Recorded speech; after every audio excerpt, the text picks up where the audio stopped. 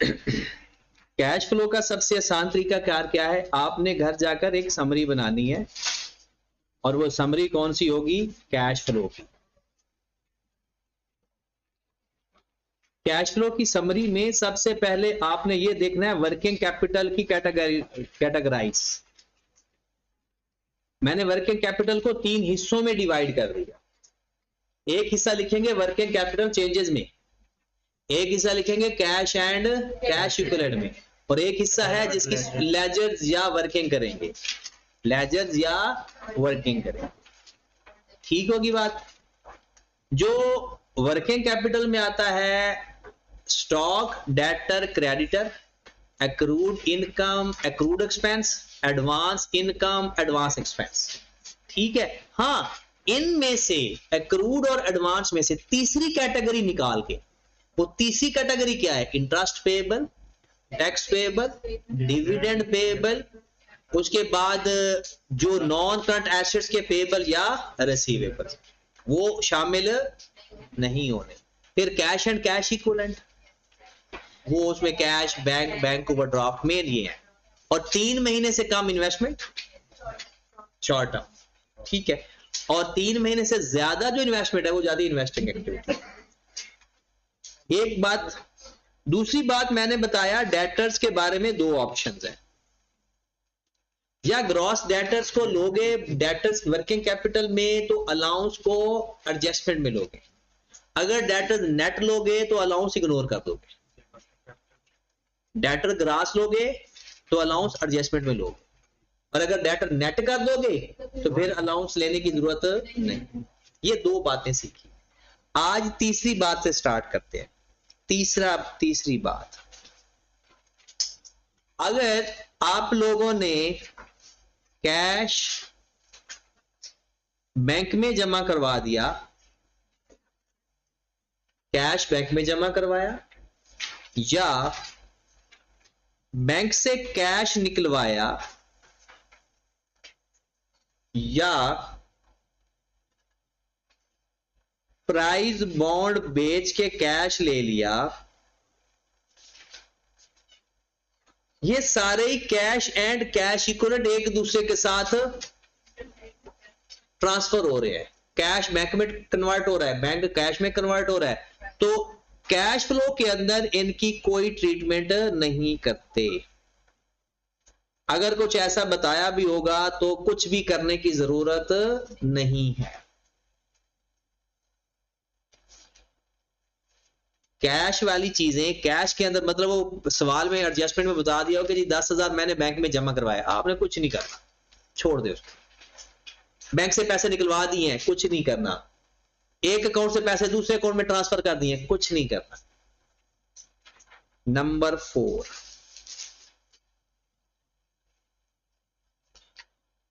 Interest payable के बारे में बताने लगा।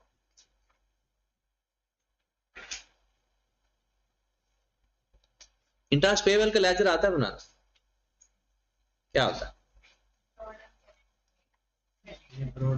Broad on, carried on, cash, SPL, यही होता है। किसी भी एक्रूड एक्सपेंस का ये लेजर है, किसी भी एक्रूड एक्सपेंस का ये लेजर है। अच्छा, मैं अमाउंट लिखकर करता हूं। सपोज मेरा ब्रॉड ऑन 1000 है, कैरिड ऑन 1200 है।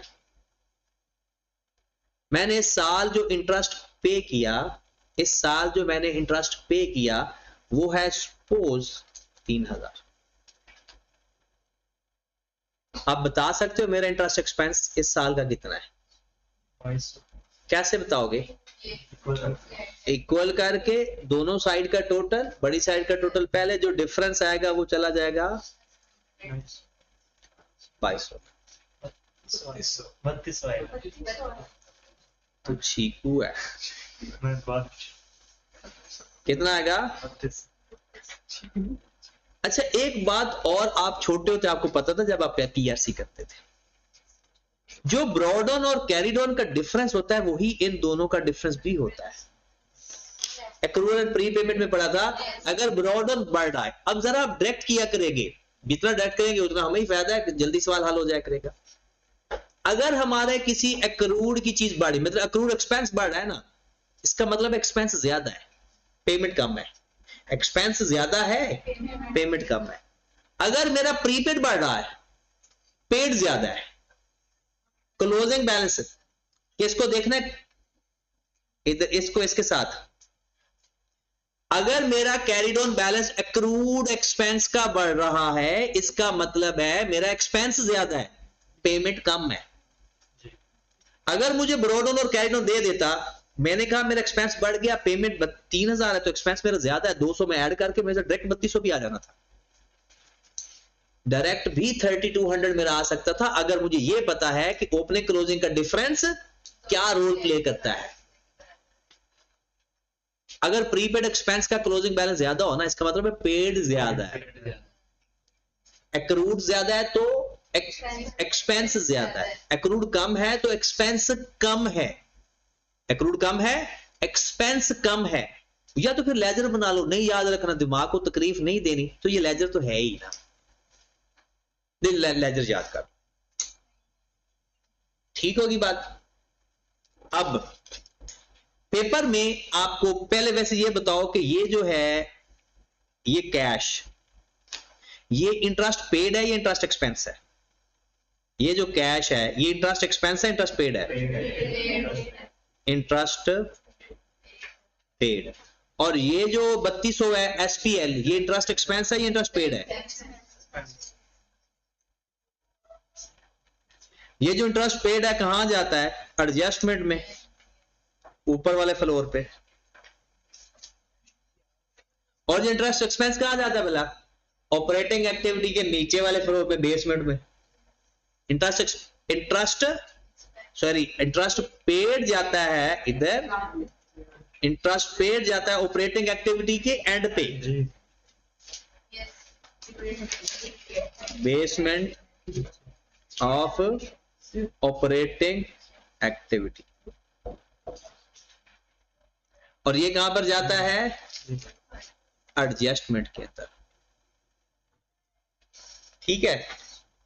आखिरी बात करने लगा हूं, अगर इंटरेस्ट पेएबल का ओपनिंग क्लोजिंग बैलेंस गिवन होगा तो लेजर बनाकर ये फाइंड करेंगे, क्योंकि ये दोनों चीजें हमें चाहिए होती है ना, हमें दोनों चीजें चाहिए। अब एक गिवन होगी, एक फाइंड करनी पड़ेगी, दोनों में से एक गिवन होगी, एक फाइंड करनी पड़ेगी। अब पूरी बात सुननी है, अगर इंटरेस्ट पेएबल का ओपनिंग क्लोजिंग बैलेंस गिवन होगा तो लेजर बनाकर दोनों फाइंड करें। अगर ओपनिंग क्लोजिंग गिवन नहीं होगा तो जितना एक्सपेंस है उतना ही पेड होगा, फिर ये दोनों अमाउंट्स बराबर होंगी। अगर इंटरेस्ट पेएबल का ओपनिंग क्लोजिंग बैलेंस गिवन होगा तो लेजर बना लेंगे, अगर ओपनिंग क्लोजिंग नहीं है तो फिर जितना इंटरेस्ट है पेड भी उतना ही है, फिर इंटरेस्ट एक्सपेंस भी वही अमाउंट है, इंटरेस्ट पेड भी वही, क्योंकि पेएबल तो है ही नहीं कुछ। ये बात याद रहेगी, या लिख लो इसके ऊपर ही, लेजर के ऊपर ही लिख लो। इंटरेस्ट पेएबल का लेजर कब बनाएंगे? जब brought on carried on given. अगर नहीं है तो दोनों में से एक अमाउंट गिवन है, दोनों सेम है, ठीक है। अब टैक्स पेएबल और डिविडेंड पेएबल की भी यही सारी बातें हैं। टैक्स पेएबल का भी लेजर बना लो, टैक्स पेएबल, हाँ जी, brought on carried on, cash और एसपीएल। इसके बारे में भी वही बात, अगर टैक्स पेएबल का ओपनिंग क्लोजिंग गिवन होगा तो लेजर बना लेंगे, नहीं गिवन होगा तो जो टैक्स आ रहा है पेड भी वही है, एक्सपेंस भी। ओके होगी बात। आई क्या बड़ी शरारतें करता है। पहली शर्त उसकी थी, एक दफा पेपर में उसने दे दिया टैक्स रिफंडेबल, क्या बता दिया था? टैक्स रिफंडेबल, फिर ब्रॉड ऑन चेंज हो जाएगा, वो हमारा एसेट होगा। कैश और एसपीएल कभी चेंज नहीं होता एक्सपेंस में, ये बात याद रखनी है। आपने एक्रूड एक्सपेंस के लेजर बना लो, प्रीपेड एक्सपेंस का और एक्रूड एक्सपेंस का, कैश और एसपीएल की जगह कभी चेंज नहीं होती, सिर्फ ब्रॉड ऑन और कैरिड ऑन चेंज होते हैं। प्रीपेड एक्सपेंस हो और एक्रूड एक्सपेंस हो। चलो प्रीपेड का यह लेजर बना लो, पीआरसी में अकाउंटिंग पास करके आके बैठे हो। ब्रॉड ऑन इधर, कैरीड ऑन इधर, कैश उसका इधर और एसपीएल इधर। हम ये समझ लेते हैं कि शायद हमारा कैश और एसपीएल की जगह भी चेंज हो जाती है। ये जगह चेंज क्योंकि कैश पे करोगे तो कैश ने क्रेडिट होना ही होना है। ये कैश क्रेडिट हो रहा है, डेबिट साइड पर आ रहा है, ठीक है। तो टैक्स उसने तो सिंपल क्या करना था, जब टैक्स रिफंडेबल है तो ब्रॉड ऑन एसेट साइड पे लिख देना था और कैरिड ऑन लिख देना था, फिर बाकी सेम करना था। डिविडेंड पेएबल में जो गलती करते हैं वो भी मैं बताता हूं, बाकी सेम लेजर सेम बनता है। डिविडेंड पेएबल, जाहिर सी बात है पेएबल है तो ब्रॉड ऑन कैरिड ऑन इधर आ जाएगा, कैश इधर आ जाएगा और दूसरी साइड पर क्या जाएगा, खुदा का खौफ करो, रिटेन अर्निंग जाएगा। बताओ डिविडेंड एसपीएल में जाता है तो मेरा एसपीएल क्यों लिखोगे? डिविडेंड कहां जाता है, रिटेन अर्निंग, तो रिटेन अर्निंग डेबिट करोगे। ये रिटेन अर्निंग डेबिट हो रहा है, डिविडेंड की क्या एंट्री पास होती है, retain earning debit cash credit. ये तो वो है ना जो कैश पे कर दो, और अगर ओपनिंग क्लोजिंग बैलेंस हो इसका मतलब है जितना डिविडेंड बनता है आप सारा पे नहीं। तो ये है आपका डिविडेंड पेड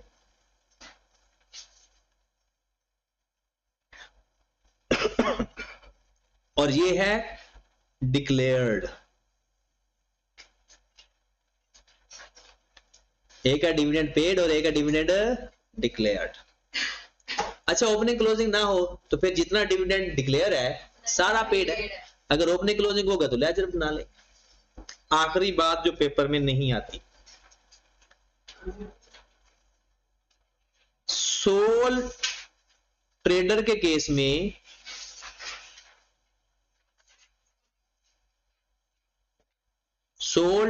केस में आप लोगों का कैपिटल का अकाउंट कैसे बनता है, कोई बनवा सकता है? मजे की बात बताऊं, सबको आता है ये, लेकिन जब मैं पूछूंगा फिर कहोगे नहीं आता। कैपिटल का लेजर कंफर्म है, सबको आता है। ब्रॉड ऑन इसका प्रॉफिट इसमें ऐड कर देंगे। अगर कोई फर्दर कैपिटल है किस नाम से आ जाएगा, वो cash debit capital credit, drawings minus हो जाएंगी। और ये फाइनल अकाउंट के अंदर हम करते रहते हैं, capital plus net profit minus drawing, ये वही चीज है। फर्दर कैपिटल है तो ऐड, जो प्लस माइनस करते हो वो भी एक लेजर होता है, ठीक है। तो यहां पर होता बस प्रॉफिट आफ्टर टैक्स है, प्रॉफिट बिफोर टैक्स यहां पे नहीं होता। ये 4 लेजर बताए, 4 बातें या 5 जो भी बताई। अब सवाल पे चले जाते हैं। हर दिन 1 या 2 बात और 1 या 2 सवाल।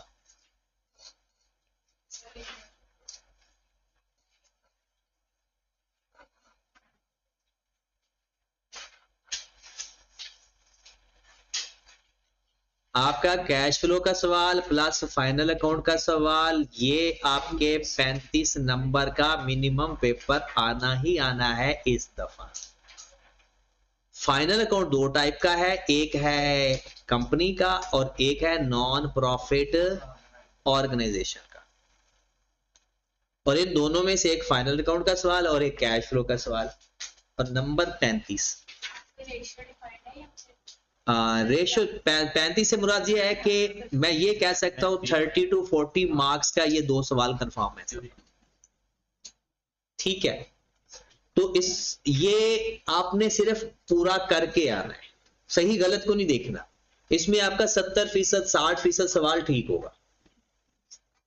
मतलब अगर ये 35 नंबर का सवाल आप करके आते हो तो तकरीबन किसी का 80% ठीक हो जाएगा, किसी का 90%, किसी का 70, किसी का 60, तो ये ठीक हो जाता है। मैथ बहुत मुश्किल होता है, हो जाता है, बहुत मुश्किल होता है। तो इस दफा आपका जो पेपर है वो ज्यादा प्रेडिक्टेड है, मतलब पहले से पता है कि अच्छा ये सवाल आने के खूब चांसेस है। और थोड़ा सा पेपर आपका आ जाएगा इक्विटी और IS8 से, 10 नंबर का वो समझ लें मिनिमम, 45 नंबर 10 नंबर क्या है वो एम से क्या हुआ इस दफा वो अभी ना मैं प्रॉपर नहीं बता रहा, एक दफा मैं पेपर ऑब्जर्व करूंगा तो फिर उसके बाद मैं बता सकता हूँ कि इस दफा, लेकिन ये है कि पढ़ना तो हमने सारा ही है और प्रॉपर ध्यान से पढ़ना है, क्योंकि पास होने के साथ साथ हमने आगे जाकर अपना काम भी तो करना है। और ये नहीं कि बस जो पास होके आगे चले गया तो फिर आप भी लोग इंट्रो वाले बच्चों के साथ पूछ रहे हो कि ये हमें बताएं तो सही ये क्या है। जैसे आज एक बच्चा वो फर्स्ट क्लास का कहता है मैंने CA फाइनल वाले से ये सवाल पूछा उसको कुछ भी नहीं आया, मैंने कहा वो पता नहीं दुआओं से पास हुआ होगा या कुछ ना कुछ तो हुआ होगा ना। कितनी बेइज्जती होती है कि आपका कोई जूनियर आपसे कोई सवाल पूछे और आपको आता ही ना हो, बल्कि आपको ये पता होगा कि ये भी होता था एक तो था नहीं आता भूल गया, एक होता है कि आपको पता ही नहीं था कि ये कुछ था भी सही है। जी जी B.Com में CA नहीं, वो ना ऑडिटिंग मैनेजर थे किसी जिम में, किसी कोई जिम थी वहां पर, तो वो कह रही थी उसने B.Com में CA किया, और उसके बाद मैंने से पूछा भी था इसका मतलब क्या, कहती है आपको नहीं पता आप CA कर रहे हैं, आपको बताना चाहिए। B.Com में CA किया हुआ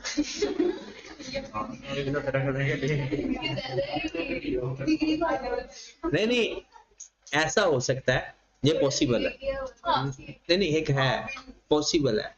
होता ही है ICAP ने B.Comer को ये अलाउ किया हुआ है कि वो आर्टिकल कर सकते हैं, उसने सिर्फ आर्टिकल किए हुए B.Com करके आर्टिकल किए हुए, उसने फिर ये कह दिया होगा कि B.Com में CA किया हुआ, उसने बेसिकली ये अलाउ है कि B.Com बेस के ऊपर आप आर्टिकल कर सकते हैं। तो बच्चे पहले करते भी ऐसा ही हैं कि B.Com करके आर्टिकल कर लेते हैं और जॉब अच्छी लग जाती है जॉब। तो ये अकाउंटिंग एंड फाइनेंस वाले भी करते हैं। हाँ, लेकिन प्रॉब्लम ये है ना, अब अकाउंटिंग एंड फाइनेंस 4 साल का है, 3.5 साल के उनके आर्टिकल भी ज्यादा होते हैं, 6 महीने उनके आर्टिकल भी ज्यादा होते हैं। आप लोगों के मैक्सिमम 3.5 साल के हैं, आप लोग चाहो तो कम भी करवा सकते हो अगर पेपर पहले पास कर लो तो, 2.5 साल के भी हैं। हाँ तो ये अच्छा, सबसे पहला सवाल पढ़ने लगे। पहली बात तो ये है कि उसने कहा prepare cash flow statement using indirect method, हम सिर्फ A पार्ट करने लगे। पहले सवाल पूरा पढ़ते हैं। आपके पास 90% SOFP और SOCI जीवन होगी और हमने काम करना हो। फिक्स एसेट्स आपको बता दिए गए, फिर अक्यूमुलेटेड डेप्रिसिएशन बता दी गई, long term investment, stock, debtor और प्रोविजन फॉर बैड डेट्स। अब ये देखें 8,000 और 11,000 आपको ग्रॉस डेटर गिवन है, 400 और 800 उसने प्रोविजन दे दिया है, और इनको हम माइनस करेंगे तो हम नेट भी फाइंड कर सकते हैं। मतलब अगर हम नेट करेंगे तो ये 7600 बनेगा और ये 10,200 बनेगा, ये नेट डेटर बी है। अब इसके हमारे पास 2 ऑप्शन है, अलाउंस को एडजस्ट कर दे ऊपर एडजस्टमेंट में और ग्रॉस डेटर का डिफरेंस नीचे ले, या नेट डेटर्स का ही डिफरेंस ले लें, एक ही बात। Short term investment, prepayment cash और bank, capital account, loan, creditor, bank overdraft, interest payable और एक्रूवल्स। अगर मैं इसके ऊपर निशान लगाऊं, ये जो फिक्स्ड एसेट है ये जाता है इन्वेस्टिंग एक्टिविटी के अंदर, long term investment investing activity के अंदर, स्टॉक जाता है वर्किंग कैपिटल चेंजेस के अंदर, डेटर भी उधर जाता है, ये जाता है एडजस्टमेंट के अंदर, ये जाता है investing activity, working capital changes, ये जाता है cash and cash equivalent, bank भी जाता है कैश एंड कैपिटल जाता है फाइनेंसिंग एक्टिविटी में, लोन जाता है फाइनेंसिंग एक्टिविटी, क्रेडिटर जाता है वर्किंग कैपिटल चेंजेस के अंदर, bank overdraft cash and cash equivalent, interest payable laser बनता है, एक्रूअल वर्किंग कैपिटल, और यही चीजें आपने याद रखनी है बस, कौन सी चीज कहां जाती है, ठीक है। उसके बाद हम चलते हैं प्रॉफिट एंड लॉस अकाउंट के अंदर। अच्छा, प्रॉफिट एंड लॉस के अंदर आपको किस जगह की चीज मिलेगी, पूरा नेट प्रॉफिट से लेकर कैश एंड कैश इक्विवेलेंट में नेट प्रॉफिट यानी एसओपीएल के अंदर आपको क्या चीज मिल सकती है, यहां से जो भी मिलेगा वो एडजस्टमेंट में एडजस्ट होता है और कहीं नहीं जाता, क्योंकि प्रॉफिट को तो एडजस्ट करना होता है। Sale, opening stock, purchase, closing stock कुछ भी नहीं हमने पढ़ा। Gross profit, expense, sale, salary, advertisement, provision for bad debts ये पड़ा हुआ है, डेप्रिसिएशन पड़ा हुआ है, इंटरेस्ट एक्सपेंस पड़ा हुआ है, नेट प्रॉफिट, प्रॉफिट से तो शुरू करते हैं सवाल, प्रॉफिट से ही तो सवाल शुरू करते हैं, ठीक है। तो प्रॉफिट के अंदर ये सिर्फ 4 चीजें जाएं, और याद रखें इस प्रॉफिट में ये चीजें एडजस्ट होंगी, जो प्लस हुई है माइनस कर देंगे, जो माइनस हुई है प्लस कर देंगे, सवाल हमारा शुरू हो जाएगा। तो जो चीज एसओपीएल से मिलती है वो एडजस्टमेंट में जाती है। चलेगी, करें स्टार्ट सवाल। सवाल पढ़ के कुछ तसल्ली हुई कि फॉर्मेट याद करने का या 2 दफा लिखने का क्या फायदा हुआ। अच्छा, पहले लिखेंगे नाम, डबल ए, फिर लिखते हैं स्टेटमेंट, आप कोई भी नाम लिख सकते हो, स्टेटमेंट ऑफ कैश फ्लो या cash flow statement for the year ended,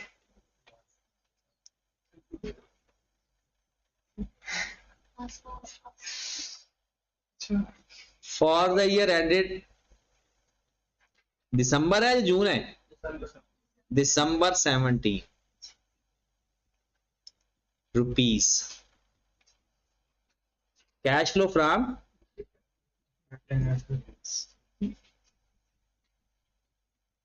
cash flow from operating activity,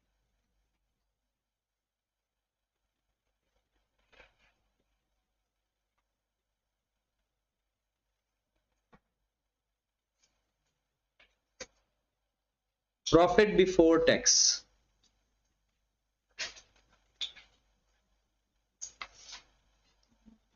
हमें क्वेश्चन के अंदर टैक्स बताया ही नहीं हुआ, तो फिर यही प्रॉफिट बिफोर टैक्स है, हमें टैक्स के बारे में कोई इंफॉर्मेशन नहीं बताई। तो बताओ प्रॉफिट बिफोर टैक्स कितना है, मिल गया है सबको profit before tax 725 725 profit before tax. फिर हमने क्या करना है, इसमें एडजस्टमेंट करनी है, करो जरा एडजस्टमेंट, ऐड, पहले डेप्रिसिएशन फॉर द ईयर,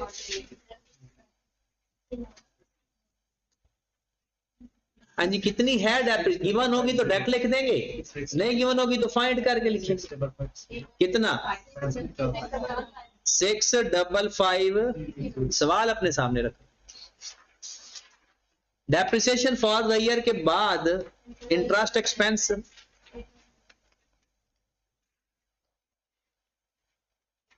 कितना 800, allowance for bad dates increase है डिक्रीज है, एक्सपेंस हो तो इंक्रीज होता है और इनकम या माइनस हो तो डिक्रीज होता है, और वैसे भी ऊपर जाए 400 से 800 हुआ है, फाइनेंशियल पोजीशन में देख लेना जाकर, अलाउंस 400 से 800 हुआ है, तो allowance increase in allowance for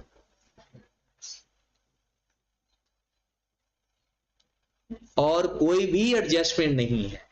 अगर एसओपीएल बनाकर दिया हुआ ना तो एडजस्टमेंट बहुत आसान है, उसके अंदर ही सारा कुछ देख लेंगे क्या क्या किया, इसके अलावा और कुछ नहीं एडजस्टमेंट का बताया हुआ, ना गेन ना लॉस कुछ भी नहीं है। Profit before changes in working capital, profit before working capital changes. 7250 plus कर दें 6550 प्लस कर दें 800 प्लस कर दें 400, कितना? 15,000। ओके होगी बात? अब वर्किंग कैपिटल चेंजेस ले आए। वर्किंग कैपिटल चेंजेस कहां से मिलते हैं, किस किस दुकान से मिलते हैं वर्किंग कैपिटल? करंट एसेट्स और करंट लायबिलिटीज, और उसको भी 3 हिस्सों में बांट दो। बात समझ रहे हो? इसके बाहर होगा नहीं, और उसके भी 3 हिस्से कर देने हैं। अब हम पहले अपने हिस्से पहले अपना हिस्सा अलग कर चुके हैं, 7 लिख दिया वर्किंग कैपिटल। स्टॉक भी वर्किंग कैपिटल में आएगा। डेटर ग्रॉस आएंगे या नेट आएंगे? अब डेटर ग्रॉस आएंगे या नेट आएंगे? अब नेट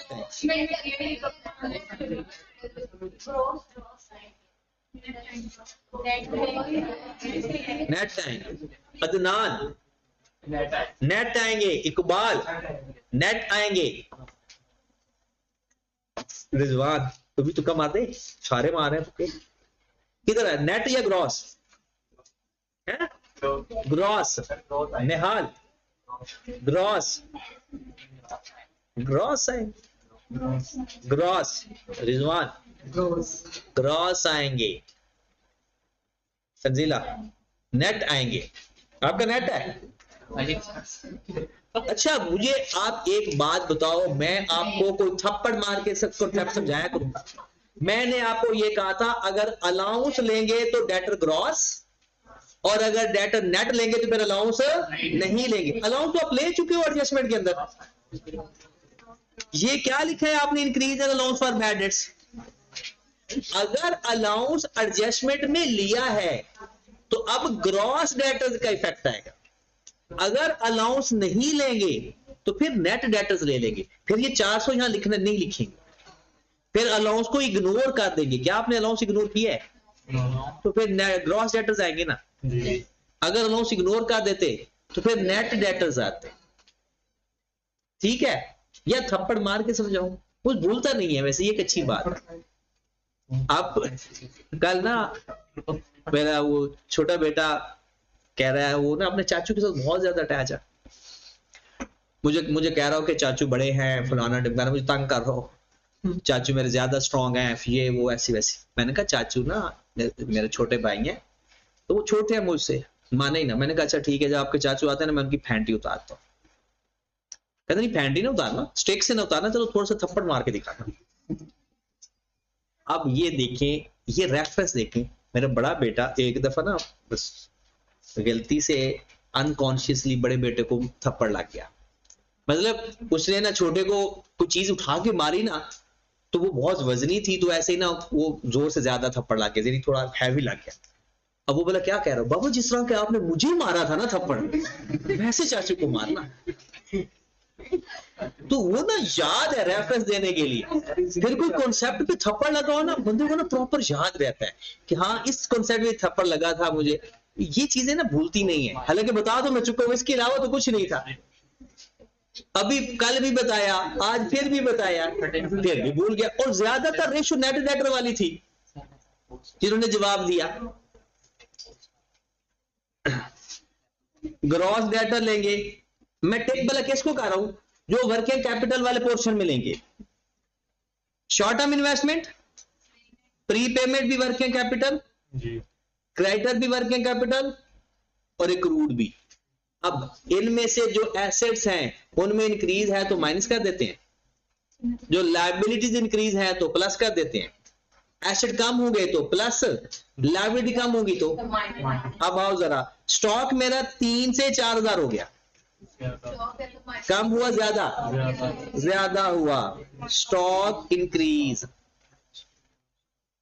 स्टॉक इंक्रीज 1000 से माइनस हो गया। Debtors gross to net, gross 8,000 से 11,000, डेटर्स इंक्रीज, कितने से? माइनस कर दूंगा। प्रीपेड डिक्रीज, 2000 से 1600, 400 से ऐड कर दूंगा। क्रेडिटर्स, क्रेडिटर्स 8000 से 7000, डिक्रीज 1000 से, लाइबिलिटी है ना, लाइबिलिटी कम हो रही है। एक्रूड एक्सपेंसेस इंक्रीज 700 से ऐड। ओके होगी बात? 3300 से वो 4000 हो गया। हो गया वर्किंग कैपिटल। इसको क्लोज करके क्या लिखते हैं? कैश जनरेटेड फ्रॉम ऑपरेशन या profit after changes in working capital. दो नाम है, profit after changes in working capital या cash generated from operation. Cash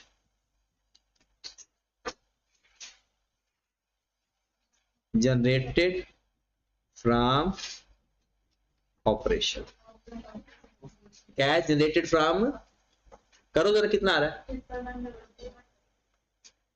111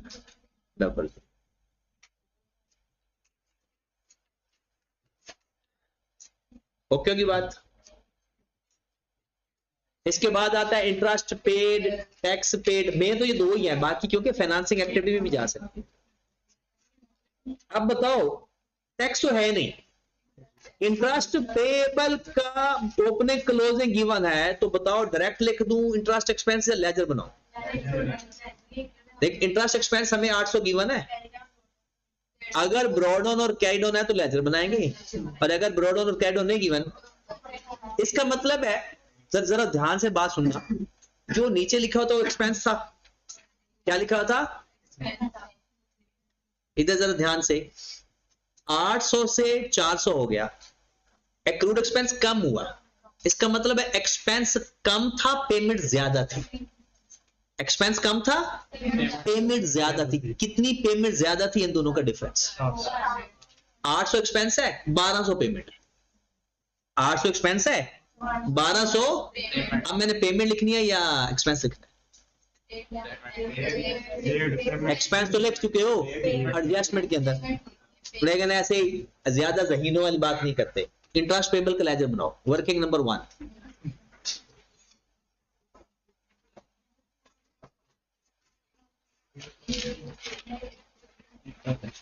broad on कितना है इंटरेस्ट पेबल का? सबके पास है ना, ये शीट है ना क्वेश्चन की? हाँ जी, कितना है? 800। और कैरिड ऑन कितना है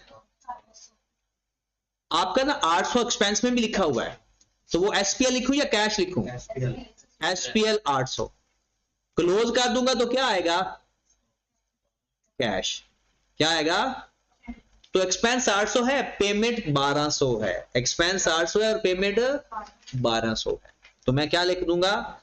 इंटरेस्ट पेड, और साथ में वर्किंग का रेफरेंस भी दूंगा।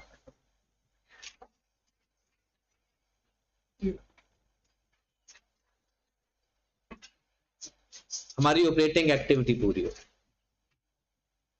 कितना आ रहा है? 11100 में से 1200 माइनस करते हैं, 9900, और हम इसका नाम क्या देते हैं? Net cash flow from operating activity. ये लाइन ना भी लिखो तो गुजारा चल जाएगा, क्योंकि ऊपर हम लिख सकते हैं cash flow from operating activity. अगर ऊपर ही नेट लिख दोगे ना, तो फिर तो यहां लाइन लिखनी ही नहीं। अब अगली heading,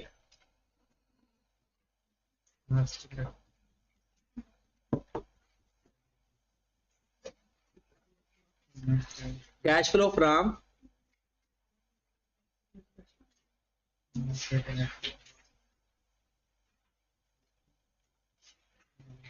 investing activity. Investing activity में क्या है, मैं उन लोगों ने जिन्होंने बड़े ध्यान से फॉर्मेट लिखा है और सवाल नहीं किया। ईमान इन्वेस्टिंग एक्टिविटी में क्या किया जाता है? ठीक है, और देख के नहीं उतरना है सकता। नॉन करंट एसेट की खरीदो फरोख्त, लॉन्ग टर्म इन्वेस्टमेंट और शॉर्ट टर्म इन्वेस्टमेंट की खरीदो फरोख्त, ये तो हो गया ना अलग। फिर rent received of investment property, government grant received और इंटरेस्ट एंड डिविडेंड रिसीव्ड, ये है टोटल इन्वेस्टिंग एक्टिविटी। सॉरी, मैंने क्या लिखा है? खरीदो फरोख्त, खरीदो फरोख्त ऑफ नॉन करंट एसेट और खरीदो फरोख्त ऑफ लॉन्ग टर्म या शॉर्ट टर्म इन्वेस्टमेंट, और तीन चीजें और जाती हैं, गवर्नमेंट ग्रांट रिसीव्ड, इंटरेस्ट या डिविडेंड रिसीव्ड कैश फॉर्म में जो मिल रहा है, और रेंट रिसीव्ड ऑफ IS 40। चलिए जी, आओ जरा फिर नॉन करंट एसेट। आपके पिछले साल 35,000 के फिक्स एसेट्स थे, अब 50,000 के हो गए। खरीदने हैं बेचे हैं? आपके पहले कितने थे? 35 के, आप कितने हो गए? 50 के। तो 15,000 के एसेट खरीद लिए। तो क्या लिखेंगे? Purchase of fixed assets,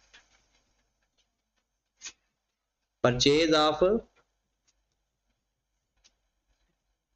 fixed assets. 15,000 इन या आउट? आउट। फिर जी लॉन्ग टर्म इन्वेस्टमेंट में है 5,000 से 7,000, 5,000 से 7,000 खरीदी होगी या बेची है? Purchase of long term investment.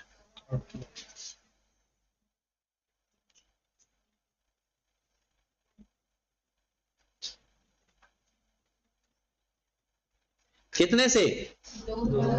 2,000 से।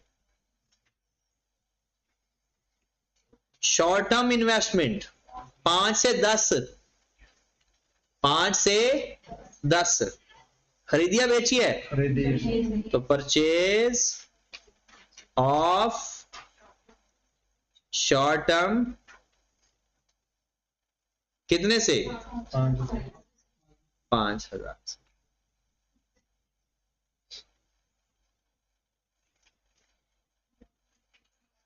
पंद्रह 2 7 22,000 सारे का सारा, और इसके साथ क्या लिख देंगे? बी। ये इन्वेस्टिंग एक्टिविटी भी हो गई पूरी। Cash flow from financing,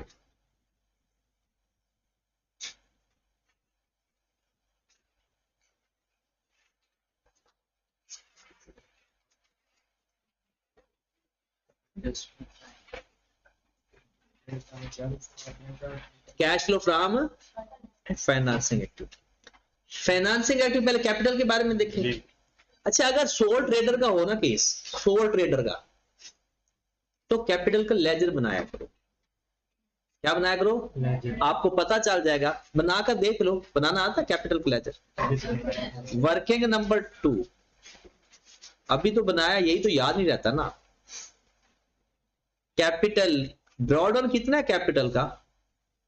30080। और उसका कैरी डाउन कितना है? 48। प्रॉफिट कितना है? ऐसा ही है। जो इंफॉर्मेशन गिवन है कैपिटल की वो लिख लो, और ये सिर्फ सोल ट्रेडर में होता है। बिफोर टैक्स में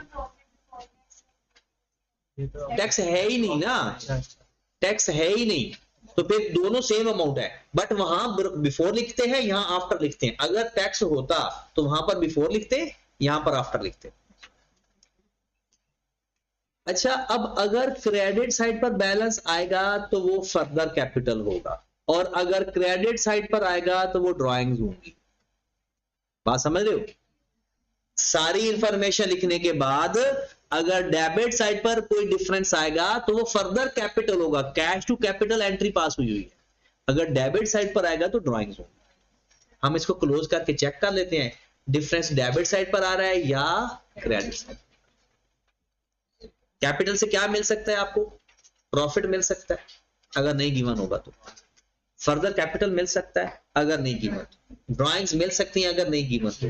अब हमने जो इंफॉर्मेशन गिवन थी पुट कर दी, अगर तो दोनों साइड बराबर आ गई, no drawings no further capital. और अगर डिफरेंस आ रहा है तो फिर या फर्दर कैपिटल है या ड्राइंग्स है, या इनफ्लो है या। तो बताएं बड़ी साइड का टोटल पहले 10800, ये हमारा फर्दर कैपिटल।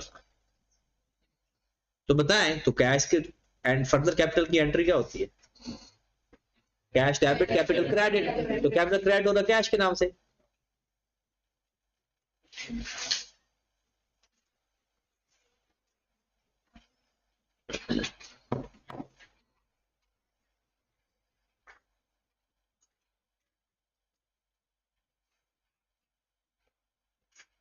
हाँ जी, इंक्रीज इन कैपिटल कितने का? 10,800 से। इनफ्लो है आउटफ्लो है? लोन में इजाफा हो रहा है, लोन में इजाफा हो रहा है, लोन इंक्रीज इन लोन कितने से? 9 से 10,000। बताओ कोई और चीज है फाइनेंसिंग एक्टिविटी की? क्योंकि एसओएफपी के अंदर सब कुछ पड़ा हुआ है, वहां से निकालना है जो कुछ निकालना है, या एडिशनल इंफॉर्मेशन से निकालना है। तो 11,800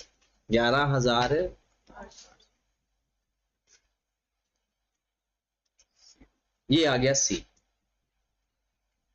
अब ए प्लस बी प्लस सी तीनों को प्लस करके बताओ नेट इंक्रीज या डिक्रीज?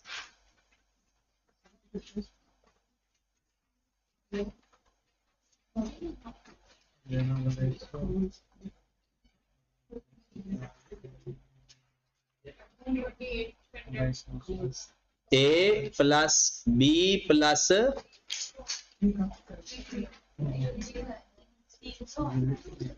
300 से outflow, net decrease in cash and cash equivalent. अगर पॉजिटिव आएगा तो net increase in cash and cash equivalent, और अगर नेगेटिव आएगा तो net decrease in cash and cash equivalent. इसमें हम ऐड क्या करेंगे? Opening cash and cash equivalent. तो कैश एंड कैश इक्विवेलेंट एक ही है या एक से ज्यादा है? एड ओपनिंग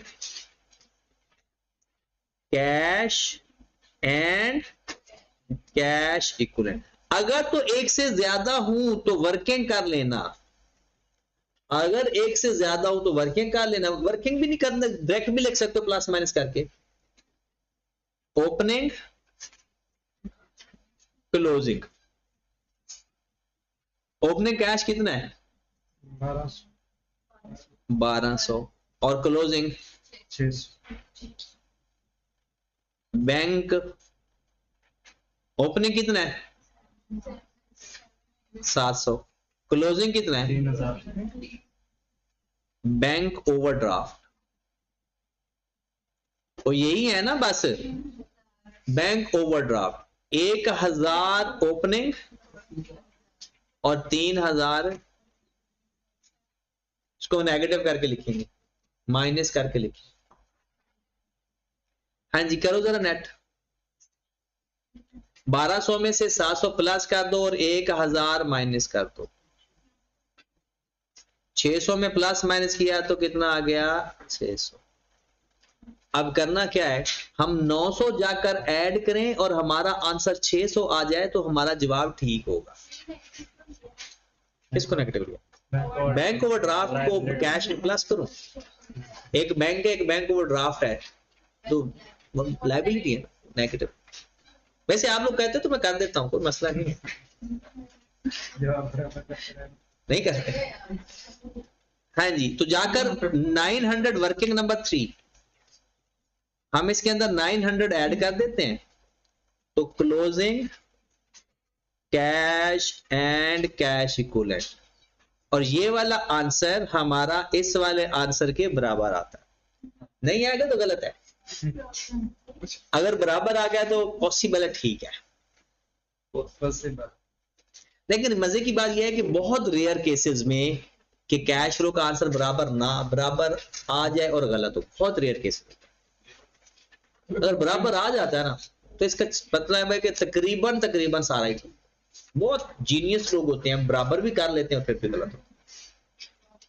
कुछ लोग क्या कहते हैं, उल्टा शुरू कर देते हैं, वो पहले बराबर रखकर सॉल्व शुरू कर देते हैं, वो दरमियान में जहां पे ये होता है ना, करना क्या है आपने, बस मेन ये करना है कि जो पहले फेल हो जाता है ना, फेल करके ना एंड पे बराबर करके जो डिफरेंस है वो देखो कि जहां पर मसला है ना कि ये आपको लगता है कि ये वैल्यू गलत है, वो छोड़ दो, बाकी सब करके हाँ एक से ज्यादा वैल्यू गलत हो तो फिर